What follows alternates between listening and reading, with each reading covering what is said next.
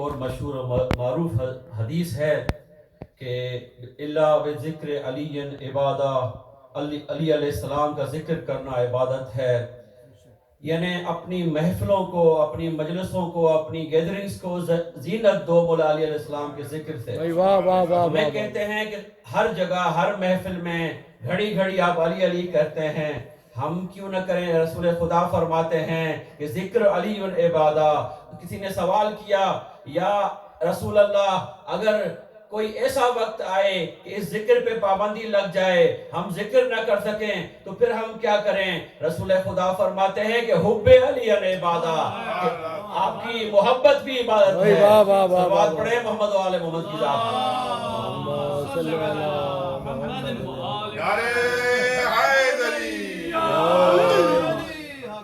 مولا علی علیہ السلام کی فضیلت اگر شجاعت میں دیکھیں، مولا علی علیہ السلام سخاوت میں دیکھیں، کوئی روٹی مانگتا ہے ان کو اونٹوں کی کچار مل جاتی ہے.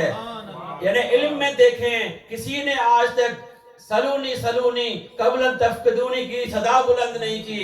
علم میں مولا علی علیہ السلام فرماتے ہیں. عبادت میں دیکھیں کہ مولا علی علیہ السلام کے گھر سے ہزارہا تکبیرۃ الاحرام کی صدائیں بلند ہوتی ہیں. یعنی 1000 تکبیریں تو کم از کم اگر 2 رکعت کی نماز ہے تو 2000 رکعت مولا کے گھر سے مولا نہیں بلکہ پڑوسی سنتے ہیں. اگر شجاعت میں آئیں تو جنگ خیبر، جنگ خندق میں جب عمر بن عبد ود خندق پار کر کے رسول خدا کے خیمے کے سامنے آ کے بکواس کرتا ہے تو رسول خدا فرماتے ہیں ہے کوئی مل ھذا الکلب، کوئی ہے اس کتے کی زبان بند کرے. مولا علیہ السلام فرماتے ہیں میں حاضر رسول خدا. رسول خدا نے اپنی عبا پہنائی، اپنا امامہ دیا، اپنی تلوار دی اور رسول خدا فرماتے ہیں کہ کل کا کل ایمان کل کے کل کفر کے مقابلے میں جا رہا ہے. اور جب مولا علی علیہ السلام نے عمر بن عبد ود کا سر قلم کر کے لے کے آئے تو رسول خدا نے فرمایا کہ آج کی ضربت مولا علی علیہ السلام کی ثقلین کی عبادت سے بہتر ہے. ثقلین کی عبادت کیا ہے؟ جس میں انبیاء، اولیاء اور اوصیاء عبادت کرتے ہیں. یعنی ایک ضربت مولا علی علیہ السلام کی خندق کے میدان میں ثقلین کی عبادت سے بہتر ہے. صلوات پڑھے محمد و آل محمد کی ذات پہ. بہت خوب بھائی، واہ واہ واہ واہ واہ. اور خیبر کے میدان میں رسول خدا نے فرمایا 39 دن ہو گئے جنگ خیبر فتح نہ ہوئی، کل میں علم اس کو دوں گا جو مرد ہوگا، جو قرار ہوگا، غیر فرار ہوگا، خدا اور اس کے رسول کو دوست رکھتا ہوگا. نہ صرف یہ بلکہ خدا اور اس کا رسول بھی اس کو دوست رکھتے ہوں گے. اور یہ جو جملہ رسول خدا نے آگے فرمایا کہ اس کے ہاتھ پہ خیبر کی فتح لکھی ہوگی، یعنی کل وہ جائے گا جو یہ جنگ فتح کر کے آئے گا. اور مولا علی علیہ السلام جب شب ہجرت بستر نبی میں سوتے ہیں رسول خدا فرماتے ہیں کوئی ہے جو میرے بستر پہ سوئے. مولا علی علیہ السلام فرماتے ہیں یا رسول خدا اگر میں سویا تو آپ کی جان حفاظت میں ہے. وہ مولا علی علیہ السلام اس رات شب ہجرت جو سوئے ہیں، مولا فرماتے ہیں میں وہ شب ہجرت تلواروں کے سائے میں ایسا سویا کہ کبھی میں نے ایسا رات نہیں سویا. بھائی واہ واہ واہ، کیا کہنے بھائی، واہ واہ واہ. اس کے بعد ایسی وہ رات کی نیند، وہ سونا مولا علی علیہ السلام کا خدا کو پسند آیا. خدا نے فرمایا وَمَنْ يَشْرِي نَفْسَهُ ابْتِغَاءَ مَرْضَاتِ اللَّهِ، یعنی خدا نے وہ نیند خرید کر کے، وہ سونا خرید کر کے اپنی مرضی مولا علی علیہ السلام کو دے دی. بھائی واہ واہ واہ واہ واہ واہ واہ واہ. کتنی فضیلتیں بیان کریں. رسول خدا فرماتے ہیں کہ اگر یہ سمندر سیاہی بن جائیں، سمندر انک بن جائے اور یہ درخت کے پتے، درخت کی لکڑیاں قلم بن جائیں، کوئی لکھنا چاہے کہ مولا علی علیہ السلام کے فضائل کم ہونے والے نہیں. صلوات پڑھے محمد و آل محمد کی ذات پہ. اللہم صلی علی محمد. مختصر مجلس ہے شب جمعہ، یعنی ہر ماہ کی پہلی چاند کی پہلی شب جمعہ انشاءاللہ یہ جو آغاز ہوا ہے انشاءاللہ آگے بھی جاری رہے گا. شب جمعہ کی کافی خصوصیات ہیں. سب سے زیادہ مرحومین آپ کے کچھ ہدیے کا انتظار کرتے ہیں. اس کے علاوہ شب جمعہ مغفرت کی شب ہے اور شب جمعہ دعاؤں قبول کی شب ہے. سب سے بڑی فضیلت امام حسین علیہ السلام کی زیارت کی شب ہے. یعنی اگر آپ امام حسین علیہ السلام کی طرف نہیں پہنچ سکتے قبر مطہر پہ تو جہاں بھی ہیں اگر آسمان کے نیچے کھڑے ہو کے مولا کی طرف اشارہ کر کے انگلی دے کر السلام علیکم یا ابا عبداللہ یعنی وہیں شمار ہوں گے کہ کربلا میں مولا حسین علیہ السلام کی آپ نے زیارت کی. بے شک. اللہم صلی علی محمد. سب مل کے بآواز بلند صلوات پڑھیے. اللہم صلی علی محمد. مصائب میں اس بی بی کا ذکر کرنا ہے کہ جن کا آپ نے مصائب تو بہت سنے ہیں لیکن تاریخ اور فضائل اس بی بی کے کچھ انشاءاللہ میں عرض کروں گا.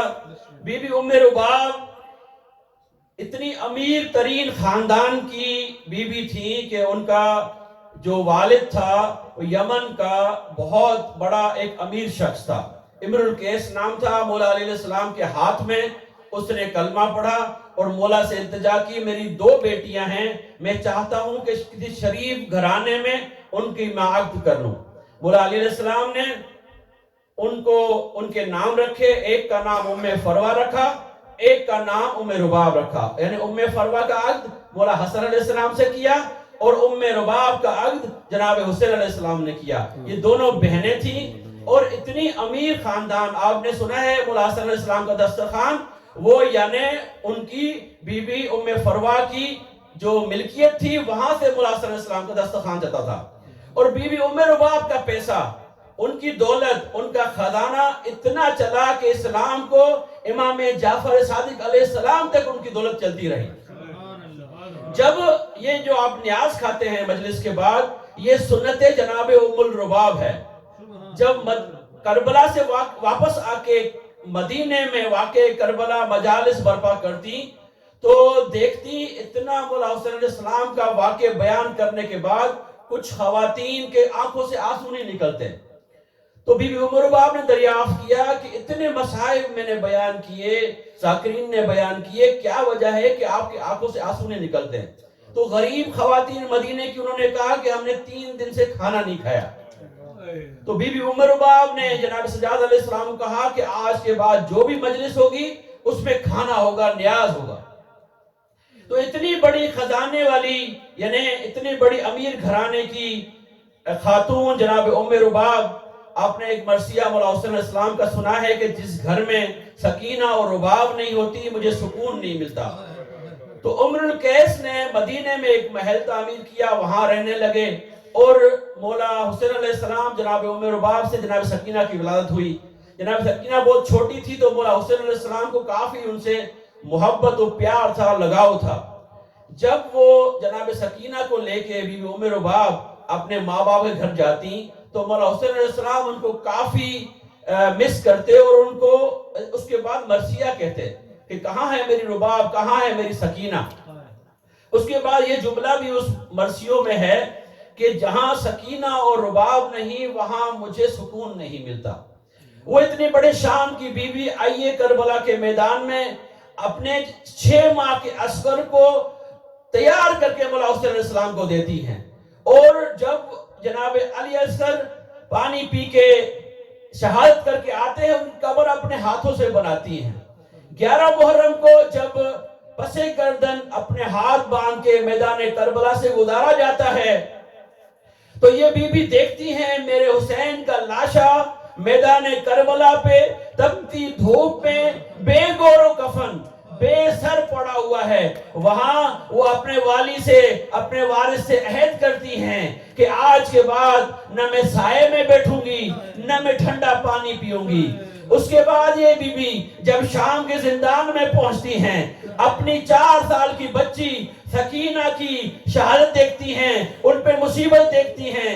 جب یہ کاروان شام سے چلتا ہے اپنے آپ کو قبر سکینہ پہ گرا دیتی ہیں. کہتی ہے سکینہ اٹھو، ہمیں رہائی ملی، ہم چلتے ہیں مدینہ، چلتے ہیں بابا کے پاس۔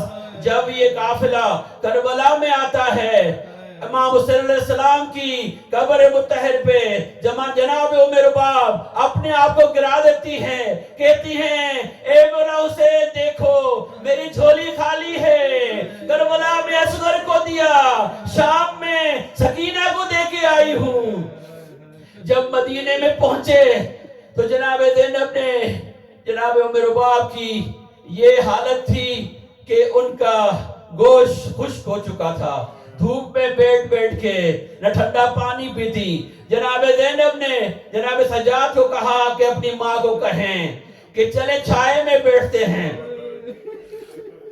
مولا سجاد علیہ السلام نے کہا امی اٹھیں سائے میں بیٹھیں۔ جناب سجاد کو کہتی ہیں سجاد میرے بیٹے تم نے انصاف نہیں کیا، میں دیکھ کے آئی کربلا کے میدان میں میرے والی کا لاشا تپتی دھوپ پہ بے گورو کفن پڑا تھا۔ مولا سجاد کہتے ہیں اماں میں امام بن کے حکم دیتا ہوں آئیے سائے میں آئیے۔ ایک طرف سے جناب زینب نے اٹھایا، ایک طرف سے جناب سجاد نے اٹھایا۔ جب اٹھانا چاہا بی بی نے کربلا کی طرف رخ کیا، اے میرا مولا حسین آپ امام ہیں، میں آپ سے وعدہ کر کے آئی تھی، یہ بھی سجاد امام ہے، حکم دیتا ہے خدا کی طرف اشارہ کرتے یا الہی وہ میرے عہد کی لاج رکھنا،